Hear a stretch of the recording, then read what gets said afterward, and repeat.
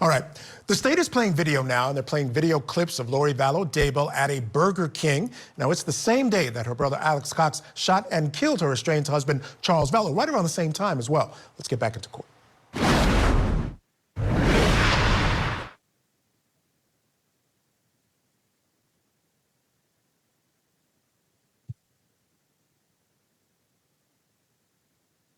And from this video, could you tell who was in the vehicle with her? I can tell that there's at least one other person in the vehicle. I personally can't see that person clearly enough to say who that person is. And were you aware that Lori indicated she'd left the residence with both of her children? That's right.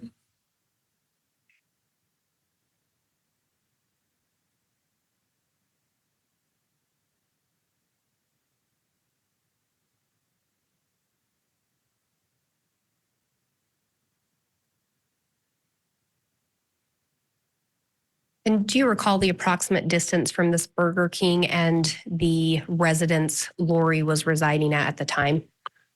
I said it earlier, it was 1 point something miles. I don't recall what followed the decimal. Fairly close distance then. Relatively.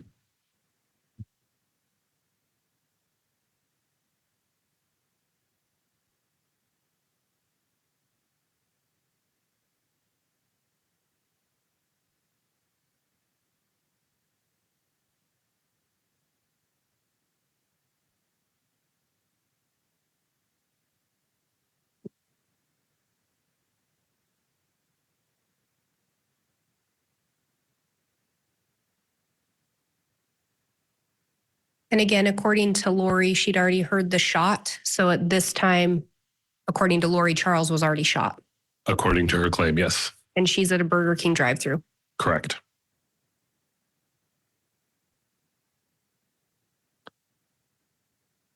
And what are we seeing in this slide? This is the video from the drive-thru after the order has been accepted, and it'll show the vehicle leaving at 7:55 a.m.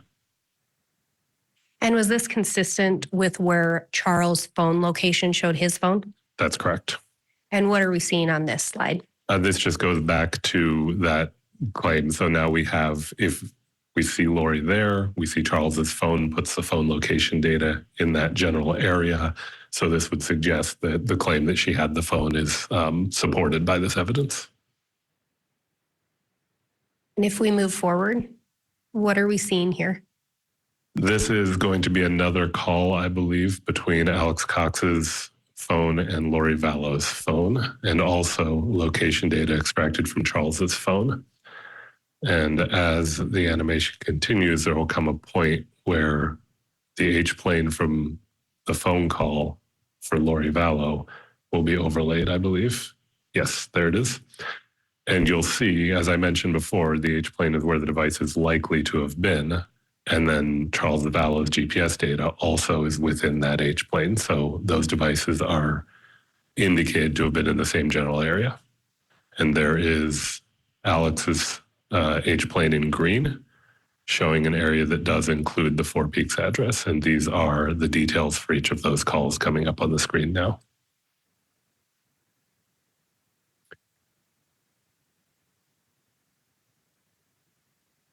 And if we move forward? So the claim had been made that Ms. Vallow stopped at a drugstore to buy flip-flops or sandals for at least for herself and at least one of the children. This is location data from Charles' device showing it arriving at around 8:08 in the area of a Walgreens on Lindsay. It does not stay for very long, and then actually is going to go to a different drugstore, also Walgreens, I believe. This, I believe, is at 8:16. That'll come up in a moment at a Walgreens on 785 South Cooper. Yes, that's 8:16. And these are the location data from Charles's phone again. And again, she's at a Walgreens prior to any call being made to 911. Call to 911 has not yet been made. If we continue. So that slide is redundant, sorry. This would be the video that I recovered from that Walgreens, showing that at 8:16 on their timestamp, Ms. Lori Vallow walks in.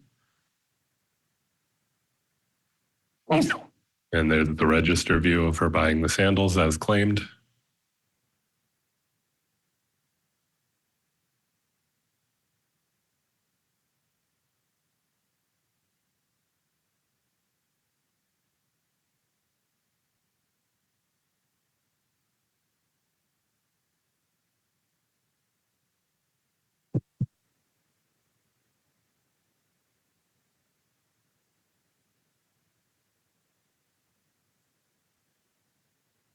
And did this match up with the location data on Charles' phone? Yes, again, everything has an error rate, but the device is in the area of this Walgreens at the same time. And again, this is presumably after Charles has been shot, according to Lori. According to Lori. And again, prior to the 911 call being made. Correct.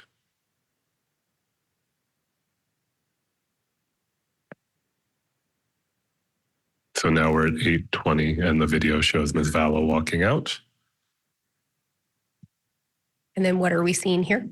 This is the location data from Charles of the device again, picking up over by Gilbert Road and then transitioning down towards the Lawrence Life Academy.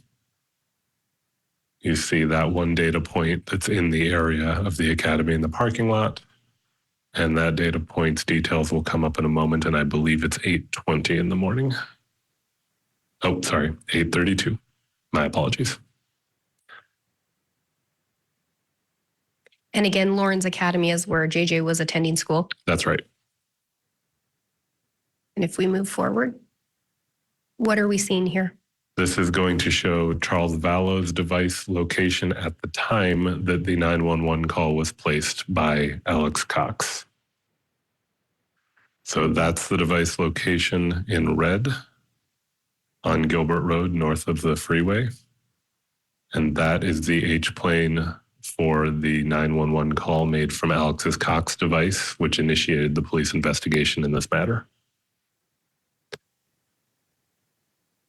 And this, for reference, is about 63 minutes after the device location data from Charles's phone first arrived in the area of Four Peaks in the morning.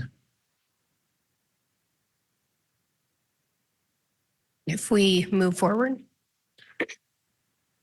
This brings us back to that CAD call showing again that it's 8:36, just so that we're oriented. We're back to that point that I brought us to earlier. And if we go to the next slide, what are we seeing here? This is going to be the phone location data from Charles's device in transit down towards the Four Peaks address. There's a point just north of the freeway right now. And then it should pick up and show it arriving in the area of Four Peaks.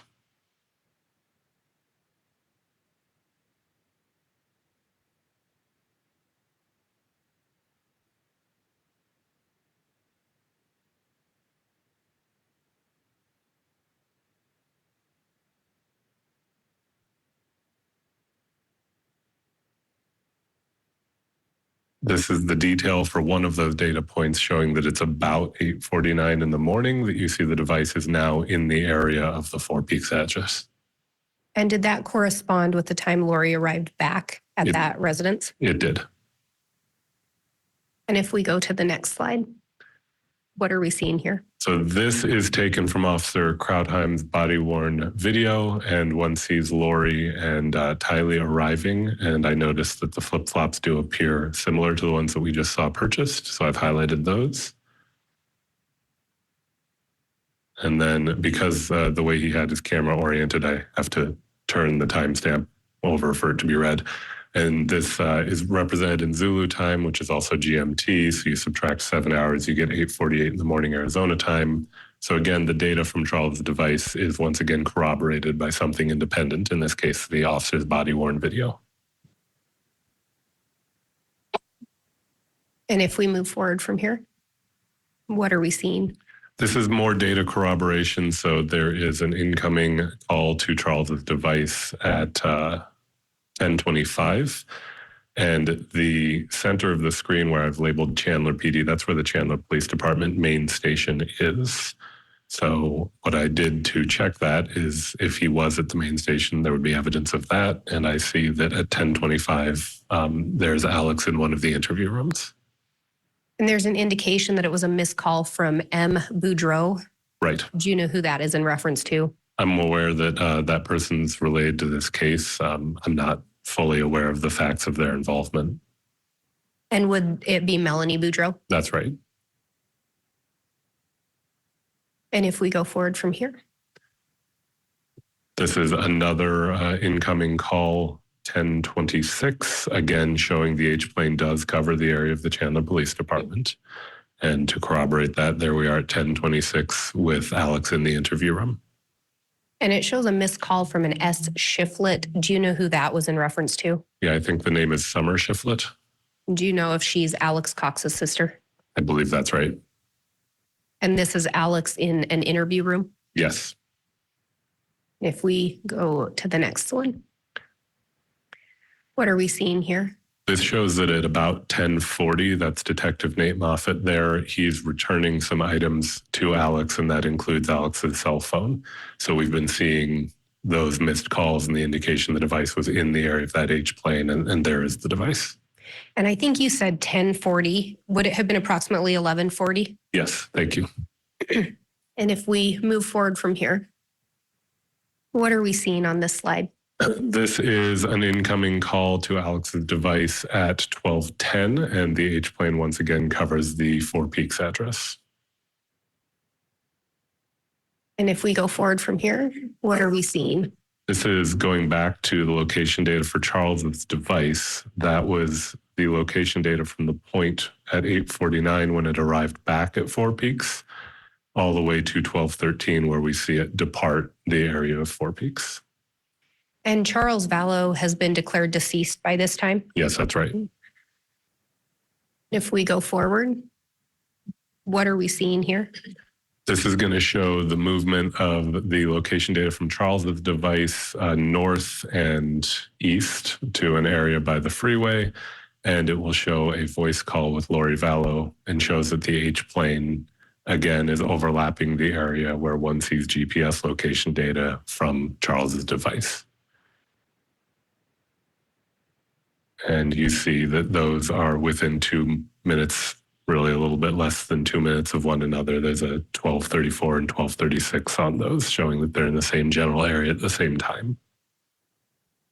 And if we go to the next slide, what are we seeing here? This should show a text from the 0143 number we've been considering attributed to Chad Daybell to Lori Vallow's 9562 number.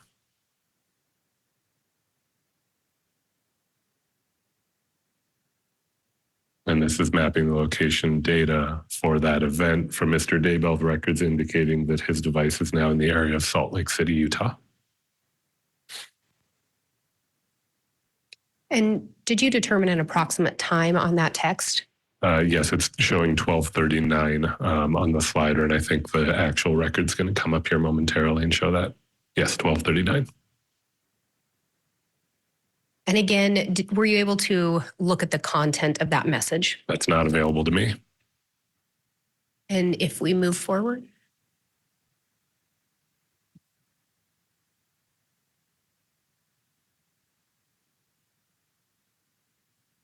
Maybe frozen, stand by. It's not reacting on my end. Do you have the actual computer? All right, the state seems like they're having some technical issues there with their exhibits. We'll take this opportunity to take a break. That actually wraps up the testimony of that witness.